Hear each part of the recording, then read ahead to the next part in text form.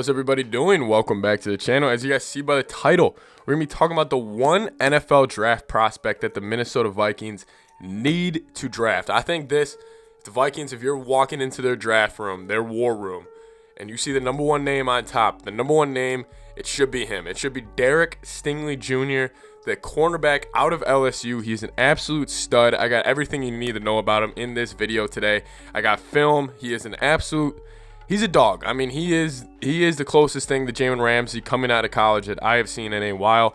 Derek Stingley Jr., he should be the number one choice for the Minnesota Vikings on every single draft board.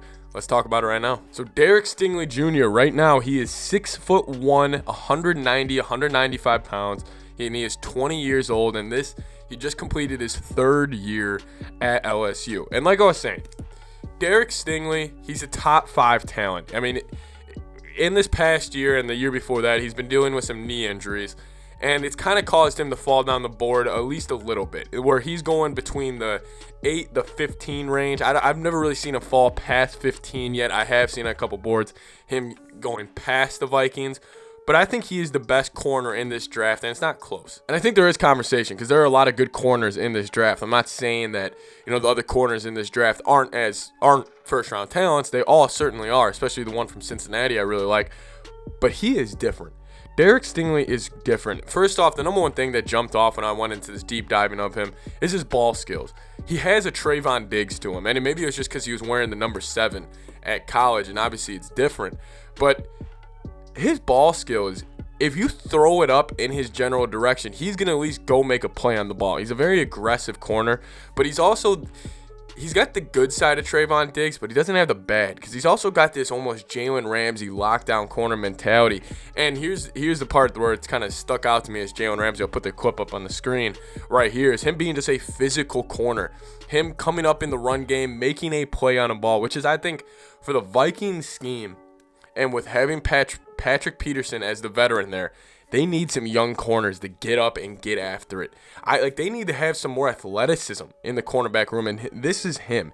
He is fantastic. And the quote that stuck out to me was Ed O when he was in high school. This was 4 years ago when Derek Stingley was in high school. He said Derek Stingley right now is the best cornerback on LSU, and I think he was 17 years old at the time. And so, like I said, he's been there for 3 years. His freshman year is when the LSU, Joe Burrow, Justin Jefferson, they won the national championship. So it would also be good to bring back in an LSU guy with Danielle Hunter, Patrick Peterson, Justin Jefferson. I just think it's good to have a bunch of LSU guys in the building. But he had 38 tackles, 6 interceptions, and 21 passes defended as a true freshman, as a true 18-year-old in college. That was his stat line that freshman year. And then over the last 2 seasons, he's only really played 10 games. So that's where the concern level is with scouts. Is, okay, he came onto the scene, probably was going to be an easy top 5 pick if he continued what he was doing after his freshman year.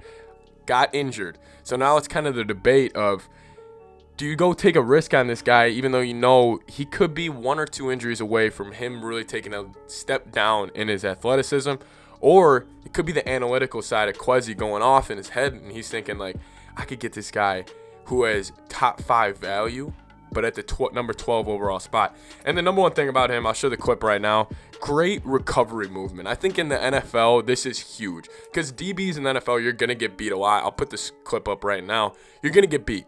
This clip, he gets completely beat to the inside. He is completely behind the corner, and he is going all the way to the end zone, and he just jumps up, makes a play on the ball, shows his good ball skills, shows his great recovery movement, kind of shows who he really is as a corner, because he is up there and aggressive, but he's got the skills and just the natural talent where he can be getting up and getting aggressive without getting absolutely burned for it. So I think the Vikings, if they're looking at their offseason plans and they have their position groups that they need to upgrade, I think corners are number one. I think we especially seen in the NFL playoffs, corners really, really matter. And we saw it with the Cincinnati Bengals.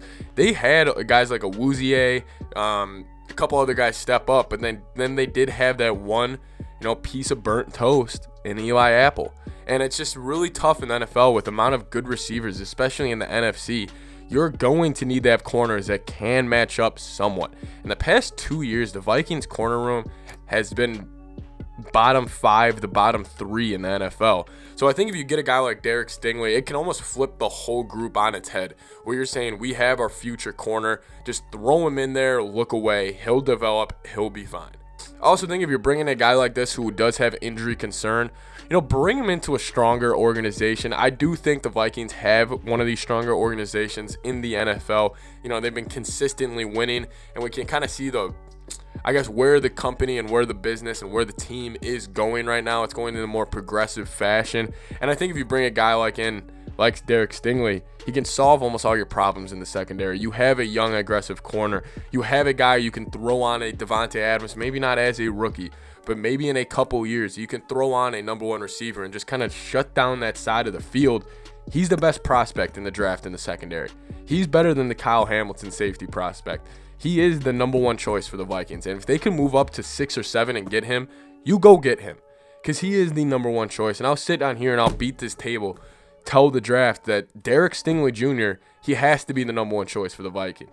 And they should consider moving up for him, because he's that good. He's that special. I think they have a chance to get somebody who could really change life in the secondary. We have veterans back there, Harrison Smith and Patrick Peterson.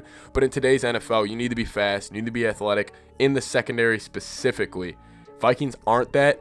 He completely turns that on its head. Let me know what you guys think. I think the NFL draft's coming up soon. There's going to be a lot of guys who put their guys' names up there on their draft boards. My first one is Derek Stingley Jr. I've looked into this guy a lot. I think he's by far the number one choice. Should be a top 3 pick in this draft. He might actually end up being a top 3 pick by the end of this whole draft combine, research, all this stuff, when teams really start to figure out who this guy is. Vikings, consider it. Derek Stingley Jr., cornerback of the future out of LSU. Let me know what you guys think down below. Let's go Vikes.